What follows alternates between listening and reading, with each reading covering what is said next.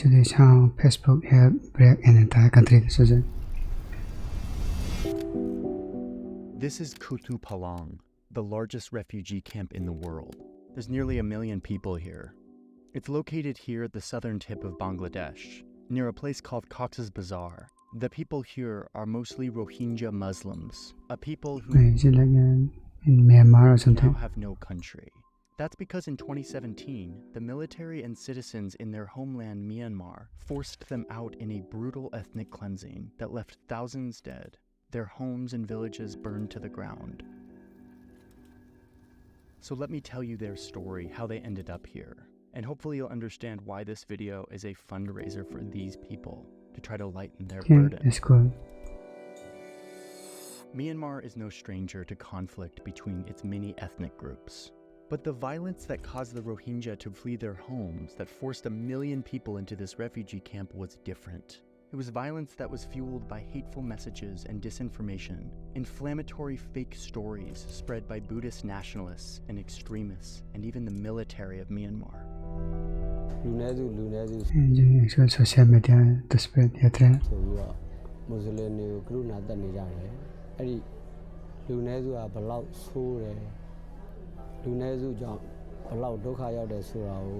These messages were spread and amplified What? by one social media platform that swept What he's saying is that the whole Muslim is bad. country, a Western tech company that hoped to corner the market in Myanmar and profit immensely in this country, a country that was just starting to use the internet. Let me show you how this happened. Myanmar used to be called Burma, and it used to be closed off to the world.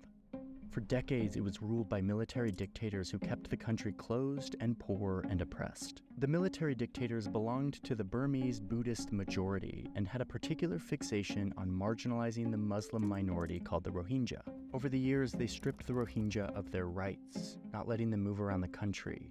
And in the 80s, they passed a law that said that these Rohingya people were not actually Burmese citizens. But then, Why does the dictatorship still continue to this day? in 2010, in a surprise move, things in Myanmar started changing. Myanmar's new dawn has been a long time coming. The Burmese president has hailed a new chapter in relations with the United States. After decades of isolation, new leadership came to power and began opening up the country to the outside world. Soon, cell phones were flooding into the country at an astounding rate, jumping from nearly no cell phones in 2006 to 90% penetration by 2016. 2016 damn. Cell phone towers started popping up all over the place, connecting the country to the internet at a breakneck speed.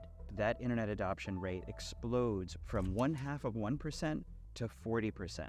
And I know that might not sound like a lot if you're in the United And just like huge jump, States and everybody almost is online, 50%. but when you were in a society where no one is online and suddenly half of the country is online, that is huge. That's my old Vox colleague, Max Fisher, a journalist who recently wrote a book about social media algorithms and their role in stoking extremism in Myanmar and elsewhere. Like you go to a village and there might only be a few people who have cell phones that have internet access, but those people are relaying what they're seeing there to everyone that they're meeting. For venture-backed US tech companies like Facebook looking for new users, this overnight internet adoption in Myanmar looked like an opportunity. 50 million and Facebook comes pre-installed on the own phone too. potential users who are Android phones especially. just coming online for the first time. So Facebook made deals with local phone providers, There you go. making it so that smartphones came preloaded with the Facebook app, and that these new internet users could browse Facebook for free without using any of their expensive mobile data. More and more people spread online, and alongside that, Facebook rapidly spread throughout the country. I remember that number, 40% internet adoption rate. Well, almost the exact same proportion in the country, 38% in 2016 says that they primarily get their news from Facebook. That's huge. 38% is way bigger than any media source that I can think of in the United States by this huge proportion. For most people in Myanmar, Facebook was the internet. Facebook was the news. And almost immediately, videos like this start showing up. This guy.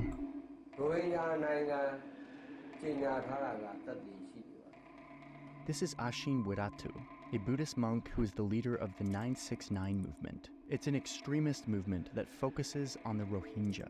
spreading conspiracy theories about them. Why the number though? How they're invading the country, how they're planning to destroy the Burmese people. Wirattu called himself the Burmese bin Laden, and he made a career out of becoming an anti-Rohingya preacher. One of his main methods was always paper pamphlets and leaflets. He would distribute these throughout the country to spread his lies and his conspiracies about the Rohingya. But in 2003, he was sentenced to 25 years in prison for all of this hate speech. But he was released early, in 2012, right as Myanmar was changing, opening up, becoming connected to the internet. As Wirattu How long is he in jail for? entered Burmese society, he found a new tool to spread his anti-Rohingya messages. An algorithm designed to serve users content that will engage them, that will outrage them, that will keep them on the platform for as long as possible, so that a tech company in California can sell ads and make money. So the thing that the Facebook algorithm learns to promote in Myanmar very quickly is hatred of the Muslim minority. Over the next few years, Wirattu found a home for his hate speech on Facebook and YouTube, but mostly Facebook, which had quickly become the country's favorite social media platform. This significantly amplified his reach to hundreds of thousands of Facebook users in the country.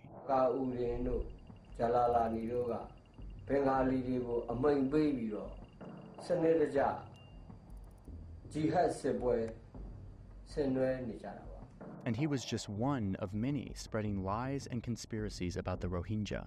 Hate speech, conspiracies, and incitements to violence, all directed at the country's Muslim minority, are just overrunning the platform. Over the next 5 years, tension between the Burmese Buddhist majority and the Rohingya Muslim minority turned more and more violent as the country grapples with the rapid change in economic growth associated with opening up to the world. This tension and racism in no way was caused by Facebook, but it was on Facebook that a troubling pattern started to emerge. It's happening here. Influential. Somewhere in the country there's a crime. It's allegedly committed by some Rohingya person, like the alleged assault of a Burmese woman by a group of Rohingya men. News of the crime spreads like wildfire, some of it making it onto social media. Remember, Facebook was the news for many people. And of course, we all know what happens on the internet. As it spreads, the story changes. Conspiracies emerge that the Rohingya are stockpiling weapons, or that they are actually foreign invaders and that they're planning to take over. Anti-Rohingya voices with big followings chime in, saying that this is proof of what they've been saying all along. The Rohingya are planning to take over the country and they must be expelled. And soon the fight goes from social media to the doorsteps of the Rohingya people themselves. A state of emergency has been declared in Western Burma, where deadly clashes between Buddhists and Muslims have at least 17 people. Hundreds of homes were set alight. The first massive outbreak of violence in this era happened in 2012. We're burning Rohingyas' houses because they live near our village and they gather at night and try to attack us. Ordinary Burmese citizens heeded the call, raiding Rohingya villages and burning them to the ground. The security forces had to step in, but not to stop the violence. Instead, to help the destruction. Witnesses report that the security forces wouldn't let the Rohingya extinguish the fire that was burning down their houses, even when they tried. They just stood by and let it happen. From this 2012 incident, which is kind of the beginning of our story, the government officially reported that 192 people were killed, 8,600 homes destroyed. But experts say that the numbers are almost certainly much higher. 140,000 Rohingya were forced to leave their home, many fleeing to neighboring Bangladesh. Facebook didn't play a huge role in this first major outbreak of violence back in 2012. The platform was new and just getting started, but this pattern of conspiracies and rumors spreading on the platform and then leading to real-world violence, that pattern continued to grow as more and more people got on Facebook. And soon it would play a role in helping Buddhist extremists commit what many call genocide.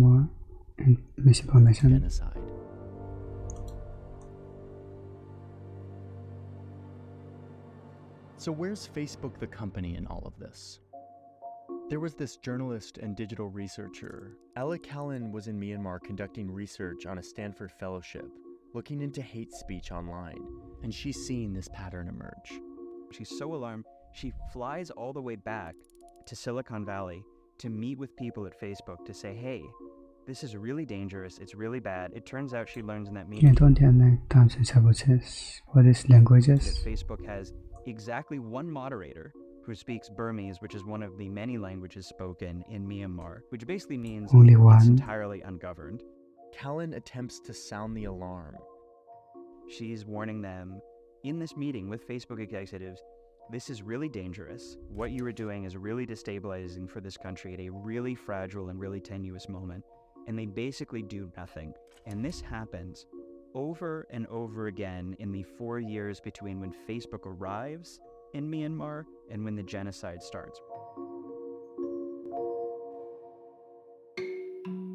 This was a part of a larger trend, not just from Facebook, but the whole international community. They didn't want to focus on the dark side of what was going on in Myanmar. They wanted to focus on the positive aspects. Myanmar's miraculous and sudden opening up to the world. The world's attitude is, hey, this was a extreme authoritarian military dictatorship closed off from the outside world, that it's opening up, they're having elections, they're having democracy, they're turning away from China towards the West. Isn't this great? Just a month after this first spat of violence, President Obama visits Myanmar and meets with the government.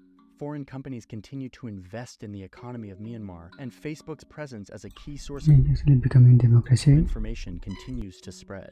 But under the surface, in the algorithmic feeds of millions of users, hate and conspiracy was being rewarded with attention. The algorithm feeding it to more and more users, enraging them, inflaming them, confirming their beliefs and their biases. According to human rights campaigners, 20 Muslim students were here in March when religious violence swept through this city in central Myanmar.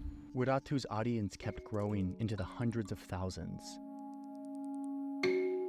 His speeches reaching a larger and larger audience, and the pattern continued. In the town of Mektila, an argument in a Muslim-owned gold shop turned into a brawl, leaving a Buddhist man injured. Buddhist extremists post inciting messages on Facebook, saying that more attacks are coming, that the Rohingya are dangerous. And once again, what started in the newsfeed turns into a violent Buddhist mob, roaming the streets, forcing people out of their homes, burning mosques to the ground, killing dozens. And once again, the security forces largely stand by, allowing another massacre. In fact, the military starts to participate in a new way, restricting the movement of the Rohingya, forcing them into camps and not letting them leave. In response to these conditions, some Rohingya form an insurgency group and start fighting back. But they're totally outmatched. Extremism on Facebook continues to grow, and in March of 2014, Ella Callan once again makes the trip to Silicon Valley to deliver a warning. Hate speech and disinformation are spreading on the platform, and it will lead to violence. But once again, Facebook did nothing. They still only had one Burmese-speaking moderator, who wasn't even in the country, who was expected to keep all of this under control. And sure enough, a few months later, Wiratu uses Facebook to target a Muslim tea shop, telling lies about the owners and giving his followers their name and address. Hundreds of followers take to the street, burning Actual doxing, that's weird. down Muslim-owned businesses and killing two. The violence, mostly targeting the minority Rohingya community, has killed more than 200 people and made 140,000 homeless. Facebook still wouldn't step in, so the Myanmar government had to. They blocked Facebook in the city of Mandalay where the violence was happening. It was the strongest warning yet that Facebook was indeed driving violence in the country. This and more warnings from experts was a wake-up call. But Facebook only ends up making promises, but takes no aggressive action to stop hate speech on their platform. And they continue to focus what they're good at: growth and expansion, the thing that will make them money. In 2016, a think tank in Washington, D.C. releases a report that analyzes 32,000 Facebook accounts in Myanmar. These were accounts of everyday users. And the report found that these accounts were overwhelmed with hateful messages against the Rohingya. And just when you think that Facebook's You can't block a specific person or some letters. enabling role couldn't get any worse, the military of Myanmar joins the platform. They create pages pretending to be news sites or beauty and lifestyle pages. They gain huge followings, and then they sprinkle in propaganda. They amplify the tensions between Buddhists and Rohingya. They post graphic photos saying that the Rohingya were attacking, that jihadist attacks would be carried out any day, and the conspiracies kept getting more and more extreme. Oh yeah, the Muslims in my village, are stockpiling guns at the behest of Saudi Arabia, and they're gonna take over unless we go and kill them first. And it would get thousands of shares. So what we're looking at is Facebook not just amplifying hate speech posted by the average citizen or by extremists, but the platform being used as a tool of psychological warfare by a military trying to create fear and mistrust in its own people. It was a giant escalating mob hatred towards the Rohingya, which wasn't new in Myanmar. These ethnic tensions go back decades, but it was different now because the mob in this case wasn't just someone's village or community. It was the entire country being viewed through the lens of a technology that serves up the most extreme and engaging content that polarizes in the name of engagement. It was a ticking time bomb, one that went off in 2016 and 2017. Because the Rohingya insurgents were fighting back, in 2016 the military starts performing what they call clearance operations, going village to village, burning down homes and driving the Rohingya out. These clearance operations lead to hundreds of Rohingya. 90,000 more people are forced to flee their home over the border to a refugee camp in Bangladesh. And once again, they meet little to no pushback from their government or the international community. They now had a playbook. It was a new level of violence, not just from the polarized people, but now from the military itself.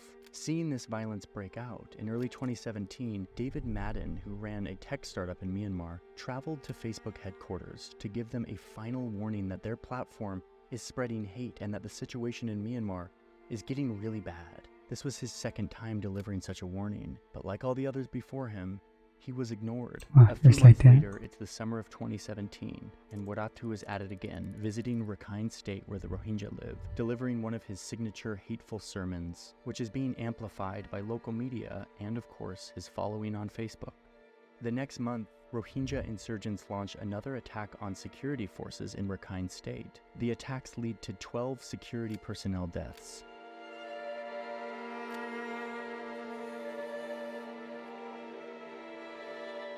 And this was the final justification that the military was looking for to do what they had been planning and plotting for years. It happened quickly and violently. Armed men marched from village to village across Rakhine State in one of these clearance operations. They were joined by civilians, feeling more justified in their racism than ever. It's a chilling and detailed account of what can only be described as a premeditated massacre. And together, the military and the civilians kicked down doors. They burned down homes and mosques. They killed indiscriminately, committing horrific acts of violence. The rampage was widespread and systematic. Rohingya villagers had fled in terror when troops and their own Buddhist neighbors rampaged into Chenkali and then torched it.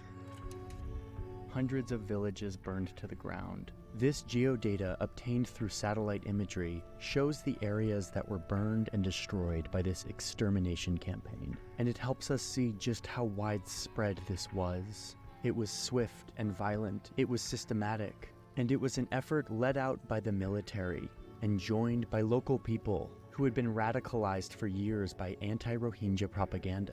More and more of it being spread throughout the country by the unmonitored algorithms of Facebook. Tens of thousands of Rohingya killed and over 700,000 fleeing for their lives, ending up in a refugee camp in Bangladesh. To outside observers, this event might have looked like spontaneous violence, but this was actually the result of a coordinated campaign by a few key people with access to technology that allowed them to reach millions, to lie to them in the most hateful ways, to warp their realities. It was a full-scale ethnic cleansing, and it was in part fueled and enabled by an ungoverned social media platform. Even after the violence, the Burmese military continued to use Facebook, writing one post that said that the Rohingya problem had actually been an unfinished job that had finally been solved. And by solved, he means the organized murder of tens of thousands of innocent people and the forced expulsion of almost 1 million of them. The UN would refer to this campaign as a textbook example of ethnic cleansing. Others used the word genocide. And only after this horrific event did Facebook actually respond. It wasn't until 2018 when they finally took down the pages of senior military officials who were spreading lies and calls to They just want to make money violence more. on their platform. The UN came in to investigate how this happened, how another genocide happened on our watch, and they concluded that Facebook had been, quote, a useful instrument for those seeking to spread hate. They also noted that Facebook declined to share with them data that would have helped with their investigation. In 2021, these military leaders who were responsible for this ethnic cleansing of the Rohingya people, they took over the country again. They removed the elected government in yet another coup. Kutu Palang, the refugee camp in Bangladesh, now holds over 1 million people, most of them Rohingya, fleeing the violence in their home country. The government of Bangladesh wants to return them to Myanmar, but international observers and the Rohingya themselves say that there's no way they could do that safely. After all, the government in power is the one that massacred them. Returning to Myanmar now would be more dangerous than ever. So they sit in their refugee camp without a country and without support, which is why we are raising as much money as we can to support them. Facebook claims that they changed their practices since the massacre of 2017. But in 2022, just last year, Global Witness did an investigation, and they were able to place ads on Facebook that contained hateful messages in the Burmese language. Facebook didn't reject any of those ads, whereas here in the United States or in Brazil, Facebook seems to have real controls for hateful ads. But it appears not in Myanmar, even after all this. This story, in some ways, is specific to Myanmar. It's a country that had been closed off to the world for a long time, to the internet, and soon long-standing tensions between ethnic groups exploded. But in other ways, this is a story about humans everywhere, about how we've chosen to build our society around technology and social media platforms that are supposed to connect us. And they do, and yet in the process, we've learned just how much they also create division, spread disinformation, and limit our ability to live in a shared reality. It's a story about how that process, that trade-off, can have deadly consequences. Cảm ơn các bạn đã theo dõi video.